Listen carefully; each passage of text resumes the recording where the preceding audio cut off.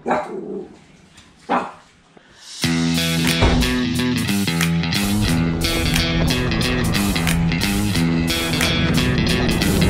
wag ka lang.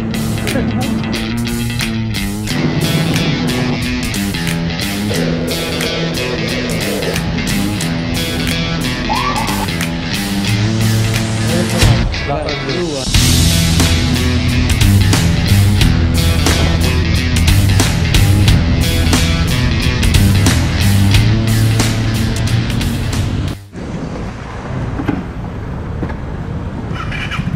Makati to Project 4, tingnan natin ilang minutes. Tapos Sabado naman so sana hindi naman masyadong traffic. Tara.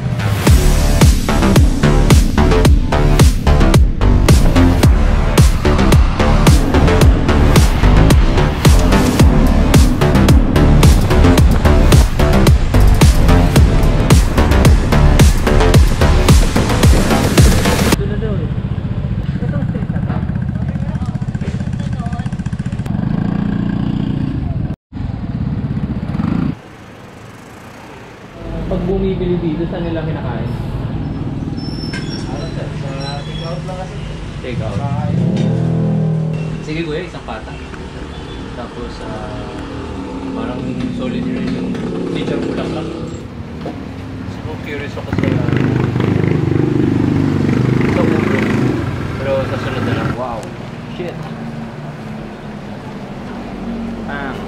Bayad na ako sa'yo, diba? Okay, thank you Dito tayo, dito tayo sa ating little corner. Tingnan mo, ang ganda ng packaging. Talagang hindi siya yung ganitong cloth, tapos may grease paper talaga. Wow, grabe yung lutong niya Shit.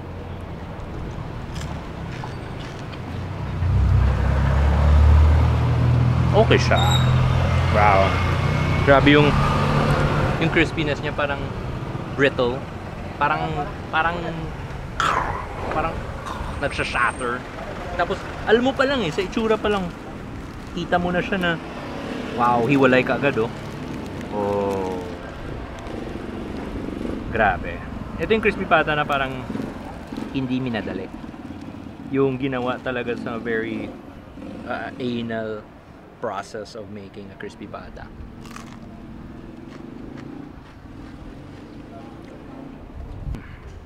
Wow. Ito say wala pang sauce yung meat super moist. Ang ganda ng paglaga. At saka I think yung pag-dry talaga nito yung iba crispy pata, laga, dry, prito. May technique sila na wag na natin i-discuss kasi yung secret nila. Pero actually hindi ko rin masyadong alam. Uy! Ngayon motor pogi na motor. Okay ba ito? Ano bawal Bawal pag food? Dito lang. Toby, drama ko rin yan kung pang kami mapapadpad for good food. Grabe, took us a while to find this place. Tapos yung chicharong bulaklak is 100. Pero mamaya na yung chicharong bulaklak. Tingnan mo, naghihiwalay siya sa buto. Sa lambot. Tapos wait, I actually dito pa lang tayo sa outer layer Kailangan pa natin pumasok.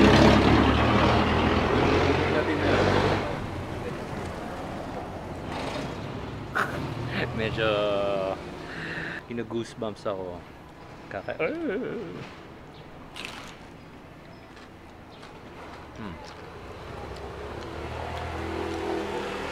Gooey crispiness, just the right amount of saltiness, not too salty, not too bland. Really good seasoning, straightforward. It's really the technique.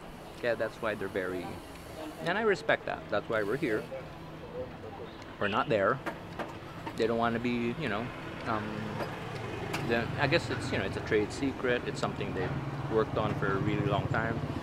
Apparently they've been open for 20 years, and yeah, to each his own, Hey, but if it's a good product, it's a good product.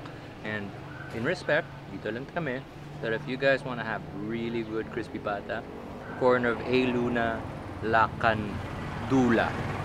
A. Luna corner, Lacandula, Project 4.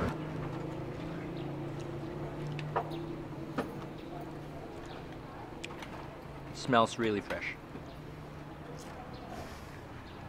Ito. Ang lambot. Parang kumagat ka sa crispy cotton.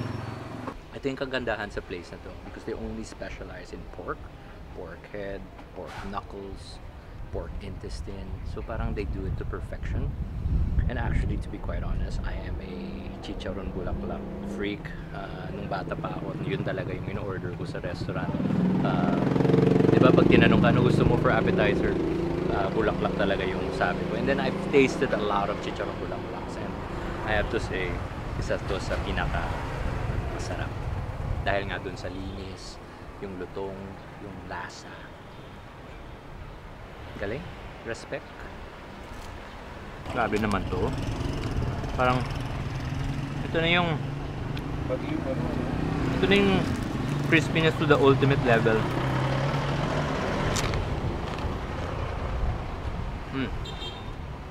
Matagal yung pag-dry nila.